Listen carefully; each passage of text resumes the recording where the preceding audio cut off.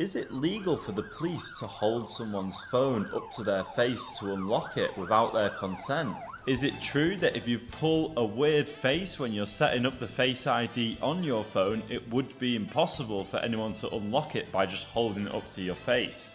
Do you have to unlock your phone for a police officer if they ask? Open your phone to me. Cool. Show me your most recent messages. Yep. If nothing relates to drug supply or anything like that, you'll be free to leave. It's just part of the search now. What are your rights in a stop and search? So I'm trying to look at some of these questions today. The police themselves seem to be confused about whether they can look through someone's phone during a stop and search. If you look on this Reddit post, which is populated by people who claim to be police officers, you can see quite a range of responses and opinions on this. One person says, I've heard both yes and no in my force. Another one says, physically open the phone to look for a baggie, yes, but review the contents of the phone, no. Someone said, we've heard the opposite. If the suspect is dealing, you can perform a cursory search to check for messages associated with dealing, but that has to be the extent of it and nothing further. Someone here says that if you genuinely think someone is involved in supply, then dial #06#, take the IMEI number and submit it as intelligence. So you can see it's a mixed bag. To try and find out more about this, I interviewed 𝘿𝙧𝙪𝙜. He is the executive director of a human rights charity called StopWatch. And StopWatch is an organisation that campaigns to challenge police actions and also thinks about how we might create fairer communities and create a sense of public safety for marginalised and over-policed communities away from police interference. So the situation with stop and search in England and Wales is that every year there's roughly about between 500,000 and 600,000 searches. The vast majority of searches, it must be noted, end in no further action taken.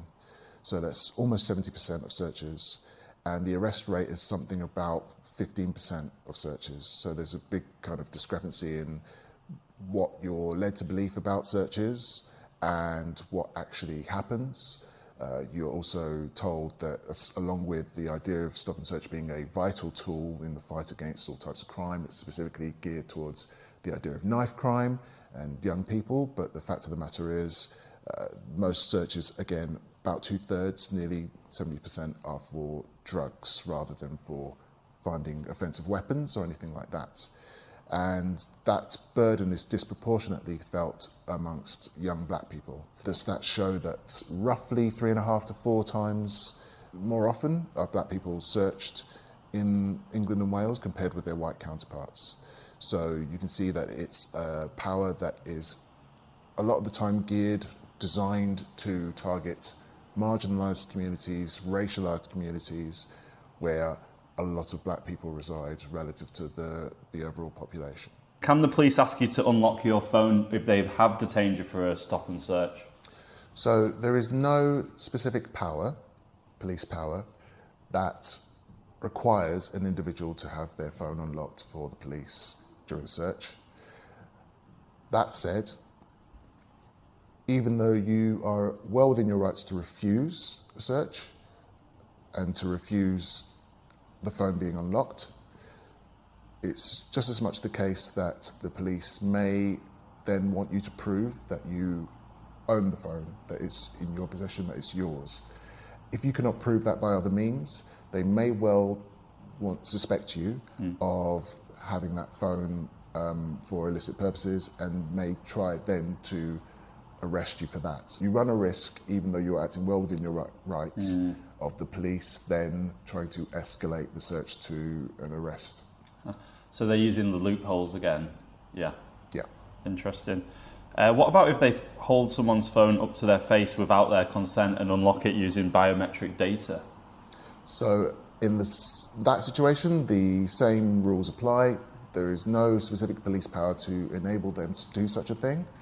But if they, in the moment, want to make you prove to them that the phone is yours, they may then start to perform those kinds of actions, and in that way escalating the situation with what you would deem excessive force. I agree with the courts and the government that allows our search to extend to mobile phones. Yep. Only open messages only. Okay. So I'll be asking you to open your phone for me. Cool. Show me your most recent messages. Yep. If nothing relates to drug supply or anything like that, you'll be free to leave. It's just part of the search now. Yeah. This guy on Instagram had an interesting idea on how to get around this.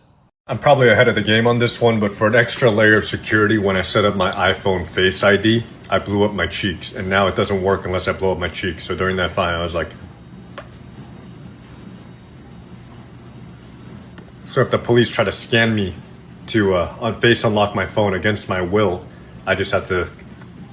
and it won't unlock.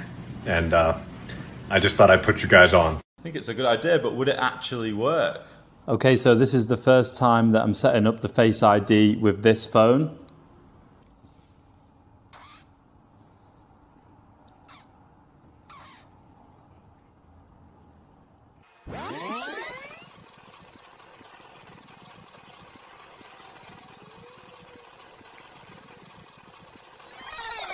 I think that's done now. I'll try and open it with my Face ID now without doing this. Okay, so it opens. So that trick doesn't actually work. This video is brought to you by Easy Test Kits. Quick, reliable and affordable testing kits for all your favourite party prescriptions. These are presumptive testing kits, meaning they can give you a very good indication as to what is in your baggie. To learn more or to pick up, say, a synthetic cannabinoid testing kit, click on the link in the description and use my promo code SHhhhhhh for a 10% discount. What's the process if someone wants to, after the event, retroactively make a claim against the police?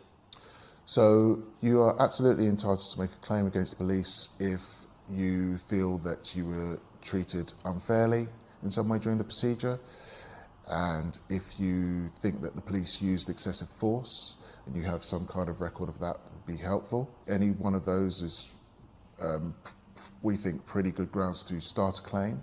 StopWatch is an organisation that, amongst other things, can help with that and find the right legal representation to take a claim on if it's something that could go that far. You've mentioned briefly there collecting evidence for a potential claim. Is it wise during these interactions to record them on your phone? I would say so. We advocate the recording of stop searches if you can ask somebody who's a bystander to the situation to record. You can definitely do that. Again, there's a degree of tact and sensitivity in doing so because the police often claim that anybody else who gets involved in the search in any way, even to record it or maybe even to speak up on your behalf, is in some way obstructing their actions. You are not doing that if you keep far enough away, keep your distance, and it's absolutely within your rights, if you are being searched, to request somebody else other than the police records. Again, there is no specific power to stop you from recording, so you are allowed to record like you would record absolutely anything else casually on the street. 11 years ago, I actually interviewed an ex-police officer who had a really long career in the police, and quite a lot of them years was working on drug investigations. So I came up with a hypothetical situation where the police pull you over and say, oh, you match the description of someone in the area who's been involved in a burglary. It's actually happened to me, that. So we're going to search you. The ex-police officer said, and quote, "The first thing is to be as calm as possible and totally polite at all times. Then, still being polite, ask them exactly what they're looking for, because if there's been burglaries, they should know exactly what they're searching for. If they tell someone that they are about to search them, they need to go through a series of things. Firstly, they have to state the grounds for the search, which have to be quite specific, like you fit the description of someone climbing over a fence during what we think was a burglary. So, if the grounds are stated, questioning them in a very polite manner is a good thing to do. Then they have to specify what object they're looking for. They also have to identify themselves. They have to say who they are, what their collar number is, and what division they belong to. These are all legal requirements. Also, at the end of the search, they are required to give you a notice which explains all these details. The things that we've talked about have to be included on that form. If the officers say, for example, we believe a purse has been stolen and we would like to now search you, and you're thinking, right, well, I've got some cannabis on me, they can only search you in places where the purse could reasonably be. So if you had some cannabis in your sock, they couldn't search there because they'd already told you what objects they're searching for. Am I being detained? No. Am I being arrested? No, Then I'm free to go. Bye.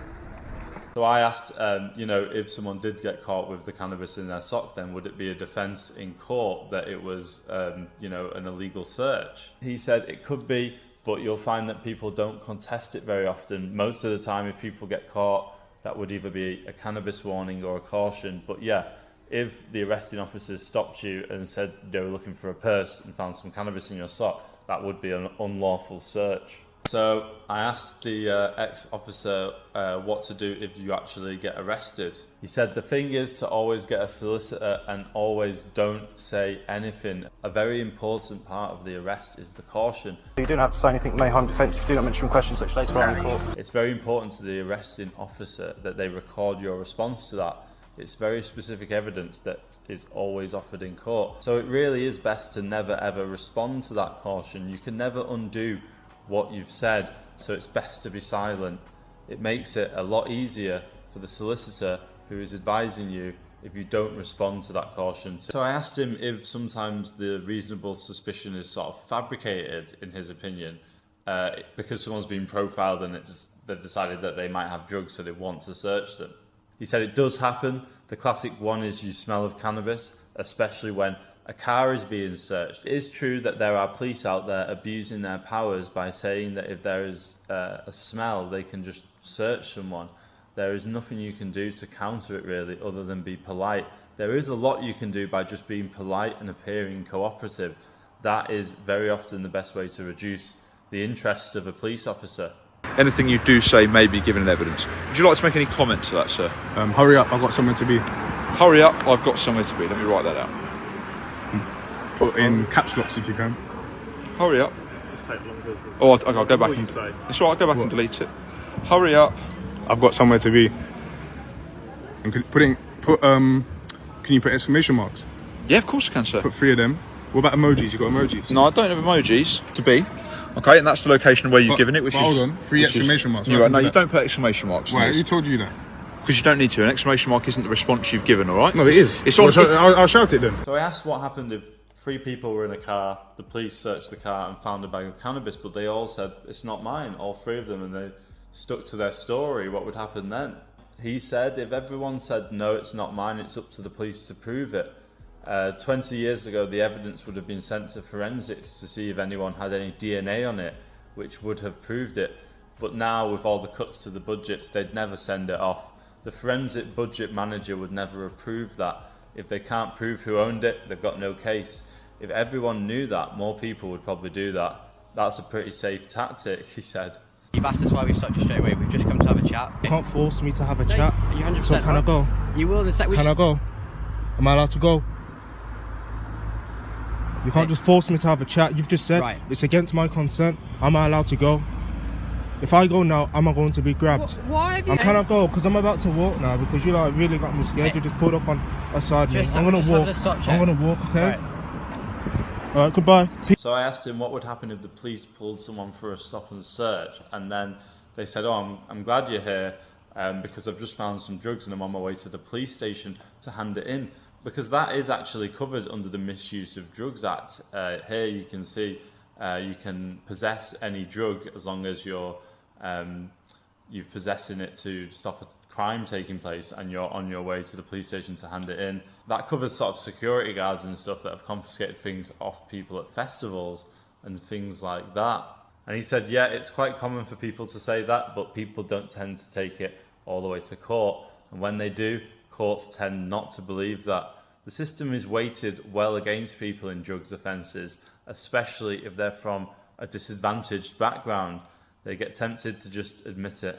So do we find that the police sort of originally gained some of these powers for a certain reason, and then we find that the scope of it creeps. An example I can think of is the ANPR technology was originally brought in to combat terrorism, but now it's used to combat just normal road traffic violations. We find that. I'm thinking about facial recognition technology here. Absolutely. We are deeply suspicious that technologies are invented for very, very high stakes situations that are public supportive. Definitely, there's high risk of danger, but as you say, mission creep is a very real thing. What starts off as, oh, we are doing this in the interests of national security, we are doing this to secure the safety of people in public places, rapidly becomes a routine measure that is used for everyday, suspicion of everyday misdemeanors, where you can see that technology is filling the place of personnel, and it's filling the place of the efforts that officers make to even do their jobs. So if you take facial recognition as an example, they are claiming at the moment, police forces that use the technology, that they are doing it to stop public disorder happening. But over time, we can see that they will plant a facial recognition van in a location, and they will have officers stand around it rather than do patrols, and they will just use it as a kind of checkpoint for mass surveillance of all kinds of people flying in and out of the area. And it will be used to catch people who have not been to court for relatively minor misdemeanors compared with terrorism. And I think we need to continually show that it's had no real impact on general levels of crime. There's no research that we can see that shows that there is a direct causal correlation between all these technologies coming into play and levels of violent crime going down. And until that's the case, then we don't believe that the police have much of an argument in introducing these technologies that really curtail people's civil liberties. Is there anything else that you think the public should know about Stop and Search? I would just like to reiterate that even though it's difficult to make claims against the police and for them to reach their satisfactory conclusion, it's still worth doing. Because one, you do never know whether you can absolutely get what you feel that you should get from the search. But also, it's good to have these records, because the more we have records of people making claims against the police for unlawful stop searches, then the stronger the argument is to be able to ultimately change the law in favour of protecting individuals across the board. So is it legal for the police to hold up your phone to your face to unlock it? No, I don't think so. Do you have to give your PIN number to the police if they ask you during a stop and search? No, I don't think so. Sometimes people say, well, if you've not got anything to hide, then why would you care? But I think that just comes back to like privacy, really, at the end of the day, and if we want to live in a society where the police can demand to look at your phone, and I don't think many people do. If you find these videos useful or interesting, like, comment, sub, hit the bell notification, and I'll see you on the next one.